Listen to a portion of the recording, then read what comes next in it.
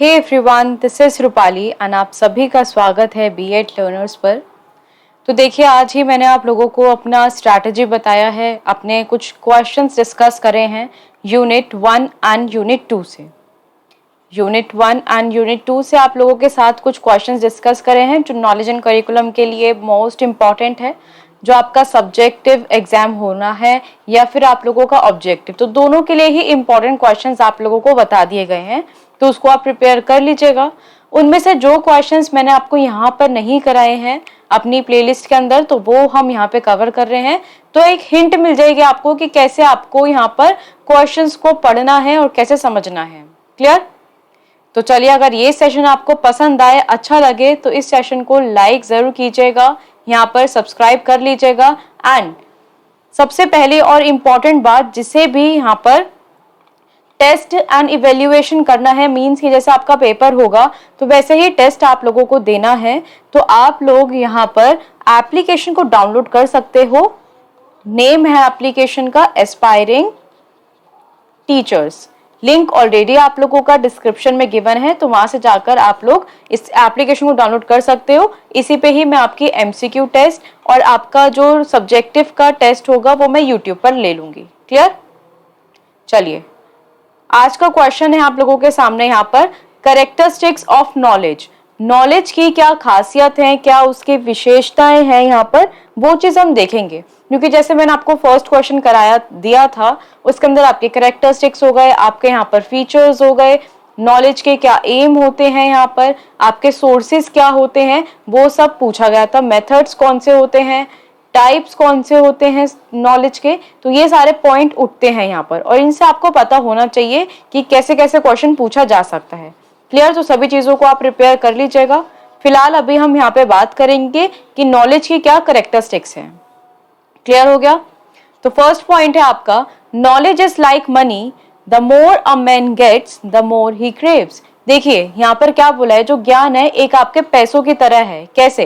देखिए, जिस इंसान के पास पैसा ज्यादा आता है वो क्या सोचता है कि मेरे पास और पैसा है और पैसा है। तो वही आपका आपके लिए जैसे ही नॉलेज है, आपके लिए ज्ञान है, कि जितना आपको नॉलेज मिलती है एक इंसान उतना ही उसके लिए लालसा रखता है कि मुझे और मिल जाए, जितना कम है, जितना भी ज्ञान मिला है वो भी कम है, और मिल जाए। तो एक नॉलेज एक आपके पैसों की तरह होती है। Point clear?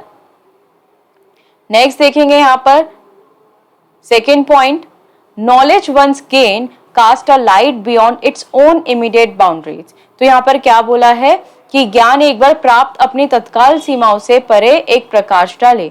तो यहाँ पर बोला है, जो अगर नॉलेज आपको एक बार यहाँ पर मिल गई है, गेन कर ली है, तो आप किसी भी, जैसे कि कोई भी एक इमीडिएट प्रॉब्लम अराइज होती है आपकी, या कोई भी सिचुएशन ऐसी आ गई कि आप लोगों को पता नहीं कि उस सिचुएशन में हम क्या करें, तो उस चीज में आप अपनी ज्ञान की रोशनी दे सकते हो और उस प्रॉब्लम को सॉल्व कर सकते हो। क्लियर? सेकेंड पॉइंट, तो देखिए आपके पास जब भी अगर सब्जेक्टिव आता है तो पॉइंट्स में लिखने की कोशिश करिए। छोटे छोटे से हिंट्स मैं आपको साथ में बताती जा रही हूँ, और आपको डोंट वरी, आपको सेशन मिल जाएगा कि आपको पेपर कैसे अटेम्प्ट करना है, कैसे लिखना है यहाँ पर पेपर को। ठीक है? तो आप ये चीज ध्यान में रखिएगा। Third point, knowledge never decays. देखिए यहाँ पर क्या बोला है कि ये तो आपको भी पता है, क्या नॉलेज आपको यहाँ पे, ज्ञान आपको मिल गया तो वो क्या मिलने के बाद अगर आपने उसको यूज नहीं किया तो वो क्या सड़ जाएगा? यहाँ पर नहीं सड़ेगा ना, वो आपके लिए कभी भी, आपके अगर माइंड में अगर आपने सीख लिया है, वो कभी ना कभी तो यूज आ ही जाएगा। कोई भी नॉलेज आपकी वेस्ट नहीं जाती है और ना ही कभी डिके होती है। नेक्स्ट पॉइंट देखेंगे अपना, point number 4, information is the source to the knowledge. देखिए अभी हमने एक वीडियो है आपकी प्लेलिस्ट के अंदर, इंफॉर्मेशन एंड नॉलेज के बीच में डिफरेंस, मोस्ट इंपॉर्टेंट है, इसको अच्छे से कर लीजिएगा। तो इन्फॉर्मेशन क्या बोला है यहाँ पे, जो इन्फॉर्मेशन है ये एक सोर्स है नॉलेज का, क्योंकि इन्फॉर्मेशन से पहले आपको क्या मिलता है, डेटा मिलता है, जो कि एक रॉ फॉर्म में होता है। जब हम इस डेटा को प्रोसेस करते हैं तो आपको क्या मिलती है, इन्फॉर्मेशन मिलती है, और इन्फॉर्मेशन को प्रोसेस करने के बाद मिलती है आपको नॉलेज। तो वही बोला है कि इन्फॉर्मेशन एक सोर्स बन जाता है जिससे आपको नॉलेज गेन होती है, मिलती है। Next point, the word knowledge implies three things, that is truth, proof and conviction। देखिए यहाँ पे क्या लिखा है, जो ज्ञान शब्द का तात्पर्य है वो किससे है, 3 शब्दों से या 3 चीजों से मिलकर बना है, सत्य, प्रमाण और दृढ़ विश्वास। यहाँ पर इन तीनों से मिलकर आपको क्या बनता है, आपकी नॉलेज बनती है। देखिए, अगर नॉलेज वो सच्ची नहीं है, अगर फेक और गलत और नकली नॉलेज है, तो उस नॉलेज का कोई भी फायदा नहीं है। तो ये चीज इंपॉर्टेंट है, नॉलेज आपकी सही होनी चाहिए, आपकी उसका एक प्रूफ होना चाहिए, एक एविडेंस होना चाहिए उस चीज का कि हाँ ये सत्य है, और यहाँ पे एक दृढ़ विश्वास होना चाहिए कि हाँ जो हम सीख रहे हैं, हम पढ़ रहे हैं, वो बिल्कुल सच है, तभी आपका उस ज्ञान का फायदा है।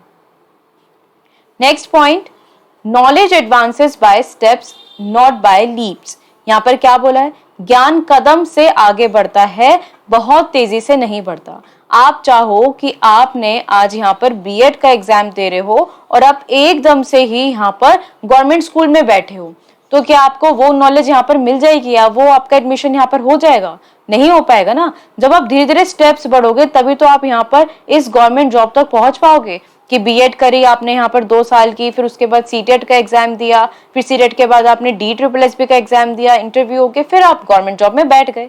तो धीरे धीरे बढ़ती है आगे। क्लियर? नेक्स्ट पॉइंट देखेंगे अपना, point number 7, facts and values are the basis of structure of knowledge. जो आपके तथ्य होते हैं और आपके मूल्य होते हैं, ये एक बेसिक स्ट्रक्चर होते हैं नॉलेज के, क्योंकि फैक्ट्स उतने ही इंपॉर्टेंट हैं आप लोगों के, और उसके अंदर वैल्यूज भी दोनों ही इंपॉर्टेंट होती हैं एक बेसिक स्ट्रक्चर के लिए नॉलेज के। तो दोनों ही चीज इंपॉर्टेंट होती हैं। Next point, knowledge is the consequence of time, कि ज्ञान समय का परिमाण है। तो यहाँ पे क्या लिखा है, एक कॉन्सिक्वेंस है टाइम का। देखिए, टाइम के साथ आपको नॉलेज उसी तरीके की मिलनी चाहिए जो आपका एज है।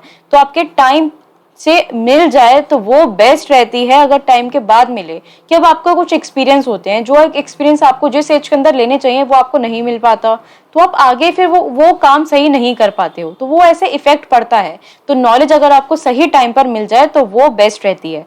एग्जाम्पल है इसका, अब आपको जैसे कि कुछ लोग होते हैं कि किसी को यहाँ पर पता नहीं होता उसे टीचिंग लाइन में जाना है, तो वो पहले 2 या अपने 3 से 4 साल वेस्ट करने के बाद लगता है कि चलो टीचर ही बन जाते हैं, बीएड कर लेते हैं। तो ये तो टाइम पीरियड उसका वेस्ट ही कर दिया ना। तो वही बात है आपका कि अगर सही टाइम पर आपको नॉलेज मिले और ज्ञान मिले तो आप हर राह को पार कर जाओगे। पॉइंट नंबर 9 है, नॉलेज इज बाउंडलेस। देखिए, नॉलेज की कोई भी सीमा नहीं है। यहाँ पर आप जो भी, अगर जैसे सपोज 60 इयर्स की होती हैं कुछ लेडीज, या फिर आप यहाँ पे सिटीजन, यहाँ पर आप ओल्ड एज सिटीजन में भी आ जाओ या 75 इयर्स तक भी आ जाओ, तब भी आपको ज्ञान मिल रहा है तो उसको लेते हैं। सभी लोग सीखने के इच्छुक रहते हैं, तो उसकी कोई सीमा नहीं है यहाँ पर। लास्ट पॉइंट है, knowledge exist to be imparted, कि ज्ञान प्रदान करने के लिए मौजूद है। यहाँ पर कि यहाँ पर आपके लिए जो ज्ञान है, नॉलेज है, वो क्यों एग्जिस्ट करती है, कि हम उसको यहाँ पे शेयर करें। ठीक है, एक दूसरे के साथ जितना हम शेयर करते हैं उतनी ही नॉलेज आपकी बढ़ती है। तो नॉलेज इसलिए ही एग्जिस्ट करती है। तो ये आपके कुछ कैरेक्टरिस्टिक्स हो गए हैं नॉलेज के। तो अगर ये पॉइंट आता है तो आप ये 10 पॉइंट्स को लर्न कर सिर्फ आपको ये क्या रखना है, ये ऐसे पॉइंट्स याद रखने हैं। यहाँ पर ये पॉइंट आपने ध्यान में रखा, ठीक है, मार्क कर देती हूँ मैं। आपने ये पॉइंट ध्यान में रखा, बाउंडलेस ध्यान में रखा, तो सिर्फ ऐसे 10 वर्ड्स याद कर लीजिए और उसी को अपने फॉर्म में लिख दीजिए। फैक्ट्स एंड वैल्यूज याद रखा, यहाँ पे advances by steps and steps याद रखा आप लोगों ने यहाँ पर। ठीक है, इतना क्लियर हुआ। फिर देखिए, इसके अंदर इंपॉर्टेंट पॉइंट है आप लोगों का, ट्रूथ, प्रूफ एंड कन्विक्शन पे बेस्ड होती है आप लोगों की यहाँ पर। इंफॉर्मेशन क्या है, एक सोर्स है नॉलेज का ये। तो इन पॉइंट्स को आपको ध्यान में रखना है यहाँ पर, कॉन्सेप्ट को ध्यान में, क्योंकि देखिए एक कॉन्सेप्ट की इतनी सारी चीजें हैं, तो आप कैसे याद रखोगे। सिर्फ एक पॉइंट्स याद कर लो और वो आप उसको अपनी फॉर्म में लिख दो। यहाँ पे एक गेन करती है और लाइट देती है आपके प्रॉब्लम में। एंड ये कैसा है, एक मनी की तरह है जो हर एक इंसान इच्छुक रहता है उसको लेने के लिए, उसके मन में लालसा बनी होती है। तो ये सारे पॉइंट्स मैंने मार्क कर दिए हैं आप लोगों के लिए। तो आपको क्या करना है, यहाँ पर सिर्फ पॉइंट्स ध्यान रखने हैं और आप बाकी अपने फॉर्म में लिख सकते हो। क्लियर हो गया? चलिए, thank you so much. Session पसंद आए और अच्छा लगा और समझ में आया है तो आप इस चैनल को सब्सक्राइब कर लीजिए एंड कमेंट बॉक्स में बताइए कि कैसा लगा आप लोगों को, कितना मजा आया। Thank you.